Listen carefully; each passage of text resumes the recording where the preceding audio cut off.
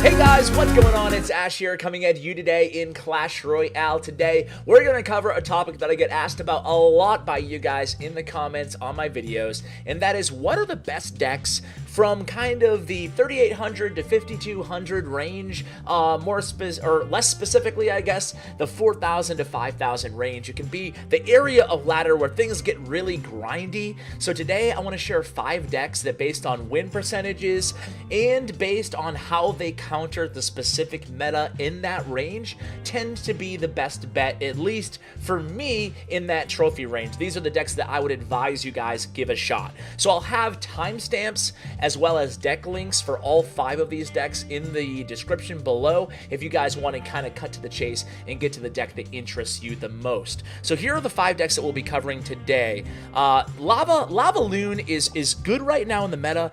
I think it's even better on ladder with the pump in the deck.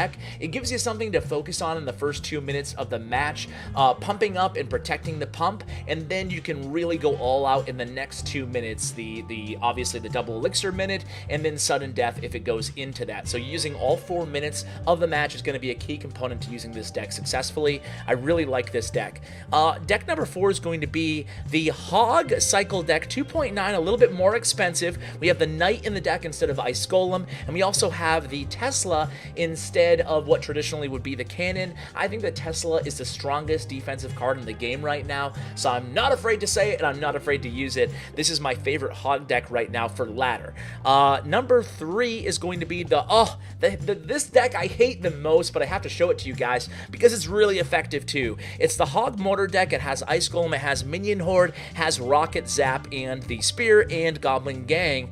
Deck number 2 is going to be the classic Goizen with the Double Prince. We also have some Zap Bait potential in this deck with the Spear Goblins, the Bats, and the Goblin Gang. And then the last deck is going to be a little bit of the most kind of expensive deck that I'm going to share with you guys. It does have no legendary cards, but of course it does have 4 or 5 actually epic cards in the deck, but it's still my favorite Golem deck, although the skill cap is pretty low on this deck, which is why I like it. A lot of pros would probably prefer the Golem deck with the Rocket instead of the Elixir Collector, but I do think that that deck has a little bit higher of a skill cap, so I'm going to recommend this one to you guys. It's an old deck, but it's still a goodie for you guys in that trophy range. Notably, we don't have any bait decks or any log bait decks, I should say. No Goblin Barrel and no Three Musketeer decks. They're 2 of my favorite archetypes, but when you're not dealing with a max Goblin Barrel and you're not dealing with, say, a max Three Musketeers, you can be one-shot by either Zap or Fireball, respectively, so I wouldn't advise people use those decks unless they're A, really, really comfortable with them, and B, okay with being put in unfair situations due to card levels. So let's go ahead and hop into the decks. I'm going to start out with a live match using the Golem deck here. Let's go ahead and hop into ladder and see how we do. So it's going to be against a level 12, so that's pretty good for me. Of course, when you're doing live matches, we can't really control the level of the opponent, unfortunately, and I'm too lazy to re-record the video. Plus, I think we're doing pretty well. So we don't have pump in our first 5 hands. That's not going to be ideal. Our first 5 cards, excuse me. That's not going to be ideal at all. We're forced to use a baby dragon here to counter that, the Goblin Barrel. So definitely not the start we were kind of hoping for here. We're going to assume he's going to block that princess. Ooh, he drops a Minion Horde, giving me crazy value here. That was a mistake on his part. I'm gonna play him for a... Oh, and he uses his log. I think he has a rocket. We'll go ahead and pump up now. He uses Zap. We have a huge elixir lead, guys. We are looking really, really good in this match. I'm gonna go ahead and aggressively drop a Golem here in the first minute of the match. It's okay if he goes ahead and attacks with a Goblin Barrel. He opts to go ahead and use a Fireball there. I'm going to put him at a huge elixir deficit right now. I'm going to go ahead and drop my prince in the back. And he does indeed have an Inferno Tower in this version. We're going to go ahead and zap as soon as we can here. Zap. In effect, we need to get that... Okay, perfect. We need to get that down immediately, the Inferno Tower, so that our baby dragon would stay alive for that minion horde. Objective complete, and we get the left tower down. So that's exactly how... You can kind of see, if you look back at this match, guys, that my opponent there really was super aggressive early on, just, you know, with the zaps and the extra spells, and you could tell that we had a pretty decent elixir advantage. Oh, look at me, I'm not paying attention. Not paying attention. He's going to get a lot of damage here. Oh, boy. That's what teaches me. Teaches me to give eye contact to the camera. Darn it. All right, it's okay. I think we're still looking fine here. We do have the pump on the board, so we have a big advantage here. He's forced to log again. He has log and zap and Inferno Tower in this deck. That's totally okay with us, guys. Let's see what he does in this situation. Is he going to support the princess or not? Well, I'm just going to go ahead and drop that over there. I'm actually going to ignore this princess here. And at least for a moment, we're going to go ahead and put the Dark Prince over there to protect. And we're going to zap this up here. We want to have the NATO up here. A bad NATO. We could have aimed a little bit better there. But you can see we're still going to get the 3 crown here because, you know, it's just very difficult in double elixir time, especially when I had a pump up, to really stop this push in this deck. The push is so incredibly powerful once you have all the cards on the board there, and you can see how I just ignored that princess. I took a lot of damage and I wasn't really worried about it because I knew we had things were going our way in terms of the elixir and in terms of just kind of the you know, the give and take throughout that match.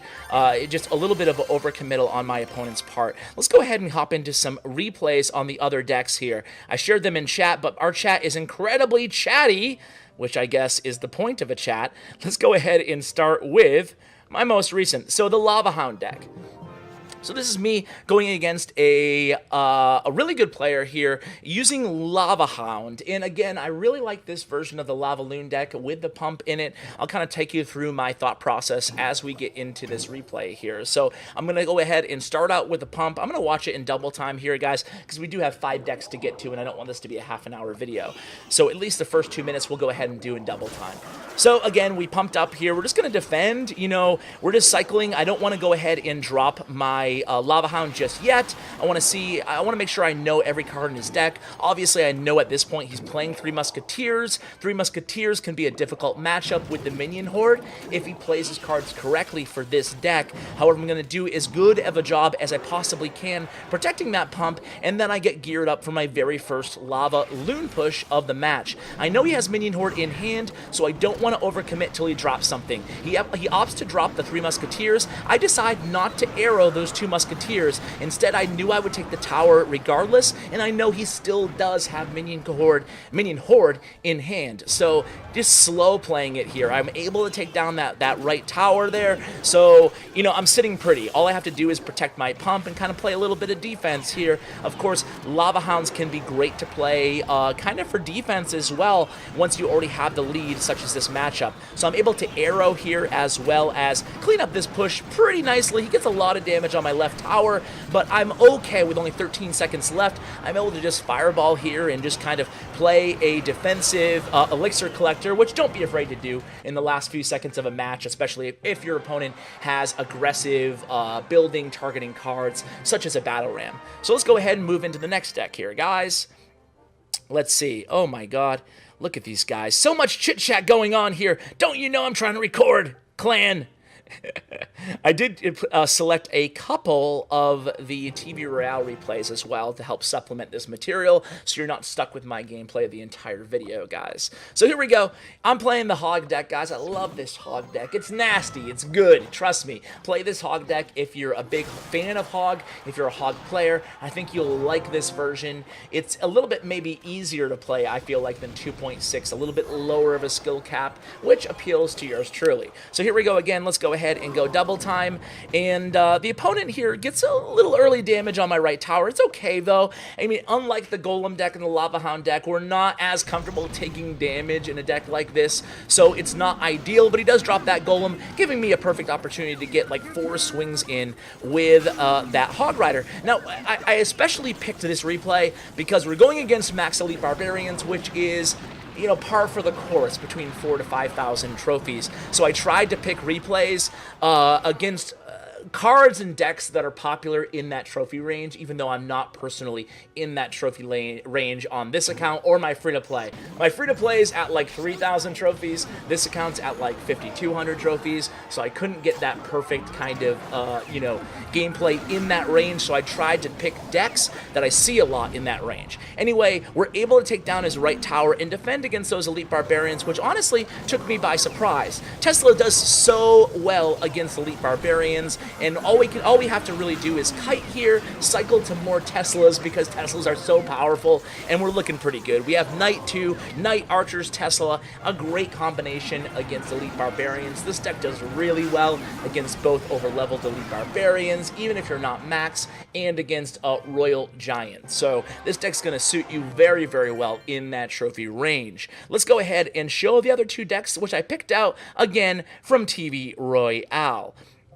Let's see. Let's start with this one here. This is two top 20 players at the top of their game going head-to-head, and we're going to be focusing on the deck on the bottom. I'm not sure who's on that Sandstorm account. Either way, it's a really good player, suffice it to say, being top 20. Let's go ahead and go double time here. It looks like we're going to go ahead and start with a Giant in the back. Just kind of wait to see how the opponent reacts. A Giant in the back isn't necessarily my favorite play, but this guy, I'm sure, knows much better than I do. So here we go. We're going to answer his Giant with a Goblin Gang, and we are going to get a charge on that Dark Prince. I like how the opponent is playing the Dark Goblin there. Really cool to see Dark Goblin in competitive decks. However, he's still not, I don't think, a tier 1 card. I think the Princess is just so much better suited for bait decks, and that's where the Dark Goblin's mainly being seen. However, it's a decent card, and it definitely has a spot in competitive decks. As you can see here, being played by Julian.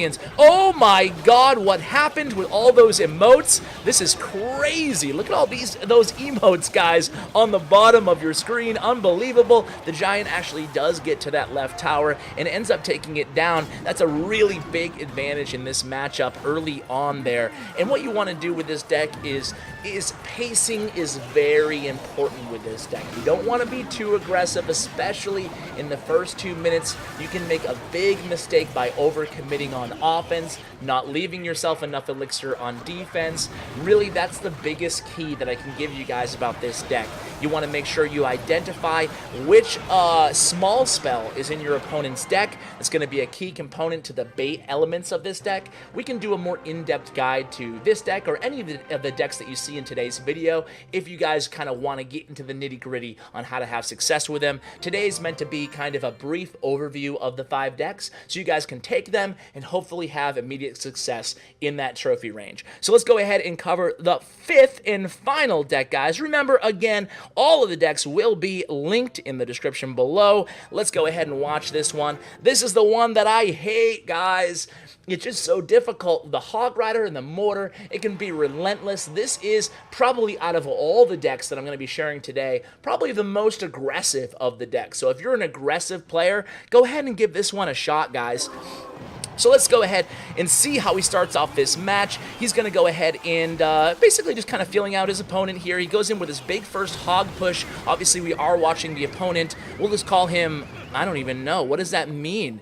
It's almost like a boob emoji, kind of like a, I don't know. I'm just going to shut up now. Anyway, we go ahead and you can see the aggressiveness of this deck already off the bat here. There's a little bit of bait. There's a little bit of mortar. There's a little bit of hog. It's annoying in all 3 regards. I hate going against this deck, but again, it's super effective. You can see, again, how aggressive we're being here, not only with the hog, but also playing the mortar right behind that hog. The mortar does lock onto that right tower. The opponent's not happy about it. We go ahead and send in the minion horde. Again, aggression, aggression, aggression here. It's crazy how aggressive this, sideways boob is playing with this deck. And you can see why I think it's annoying, right? Even though the opponent does have plenty of answers to the mortar. They have, of course, as you can see, the Tombstone, they have the Hog Rider, Fireball, plenty of answers, Ice Golem, but we're still getting locks on that right tower. So again, we're going to use a defensive mortar here, and especially with this deck, don't be afraid to go ahead and use defensive mortars against beatdown decks, against hog decks, because we have the hog. That's the beauty of having 2 win conditions. If you can't break through with one, go ahead and lean on the other, guys, and that's exactly what we're doing here with only 4 45 seconds left in overtime, or 46 seconds, we're able to finish things off using the final rocket there, set up by the rocket before that. So rocket cycling is really like what, your fourth win condition with this deck. You have some bait, you have some mortar, some hog, and the rocket to finish things off. Man, is it annoying, but it's also incredibly effective. Probably the best mortar deck in the game right now. So guys, I hope you enjoyed the flavor of today's episode. Kind of fast-paced, covering 5 different decks for a specific trophy range. Let me know if you want to see more videos like this. Really appreciate all of your support, guys. Make sure you check out the profile of yours truly on statsroyale.com, because we don't have a dedicated pro in today's video. It will be linked in the description below, along with all the information that you need from my YouTube sponsors. Bren Chong, of course, been with me over a year now. Great guy, does a lot for the community, including tournaments that you'll want to check out using the links, again, in the description below. Guys, thanks so much for watching, and as always, take care, guys.